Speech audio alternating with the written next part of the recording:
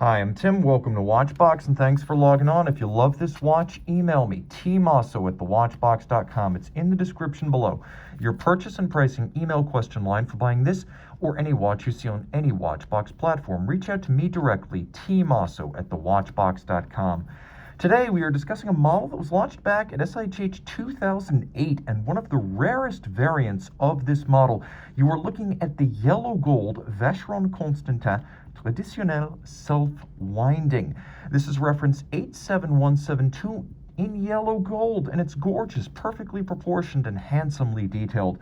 38 millimeters in a contemporary diameter, neither too small nor too large. The watch is also quite thin, ultra thin for an automatic at 8.2 millimeters thick, a nice compact 45.6 millimeters lug to lug with 20 millimeters between the lugs, a fairly universal strap size. On my wrist, 16 centimeters in circumference. You can see how well it wears. It never encroaches on the edge of my wrist. You can see in that down the barrel shot, there's plenty of clearance on both sides, and you can see the same from overhead. The cuff shot reveals that it will slide underneath any kind of a tight dress cuff. It is the consummate dress watch.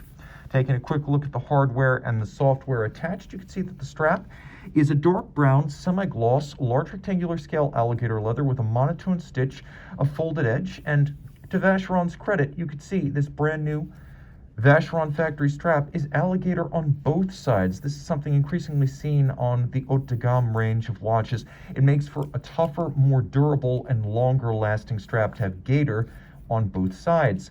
Simple Maltese cross style pin buckle for easy adjustability, yellow gold to match the case. There's a good deal of nuance in the shape of these lugs. As you can see, they're highly angular, broken out from the lug profile. They feature a little bit of an undertuck, a sharp character line that runs from the tip of the lug to the tip of the lug through the mid-case, breaking up its shear. It's quite attractive, and it has nice sort of inverse ducktail right at the end. The lug takes a terminal dive right at the tip, which creates the appearance of tapering. It's highly elegant and a good match for the watch's character.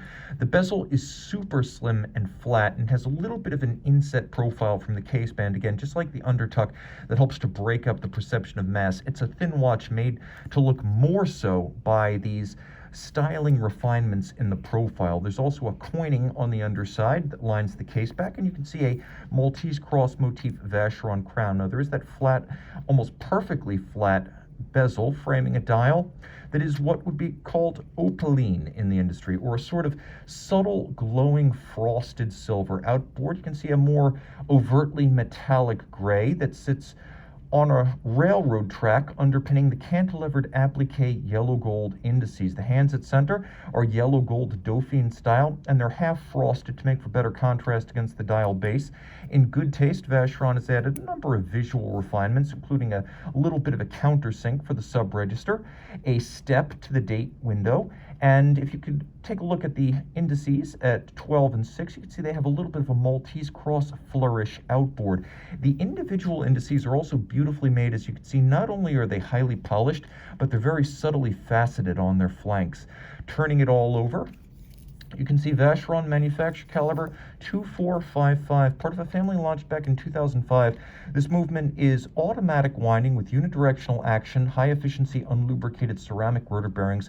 No expense spared. You can see a 22 carat, not 21, not 18, 22 carat rotor is used, and the whole thing has been cut on a rose lathe with a lovely guilloche pattern. So you have a little bit of traditionally finished rotor architecture in that instead of a simple piece of metal, they've actually run this one through the guilloche process, and this is real reductive guilloche, not the stamped kind. The movement is just as handsome. Automatic winding with a 40-hour power reserve. It beats away at 8 beats per second. It pivots on 27 joules, and it's adjusted in the high horology standard, also the chronometer standard of 5 positions.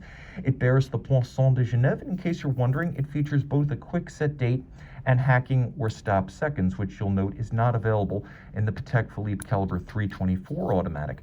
The movement is handsomely executed. As you can see, the edge of each bridge is mirrored in the fashion of traditional Geneva anglage.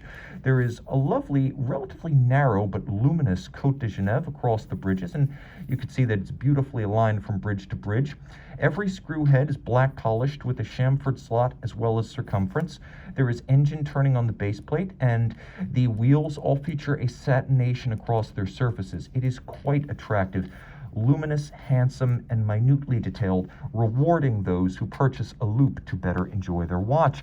The timepiece is 30 meters water resistant, so splash and rain only, but then again, you've got an overseas for the times when you want to get truly wet and wild. This one is for upscale, for black tie, for formal occasions. And heck, if you've got that raffish sensibility about you, you might even pull it off in shorts and a t-shirt. Reach out to Tim Mosso at thewatchbox.com for purchase and pricing details.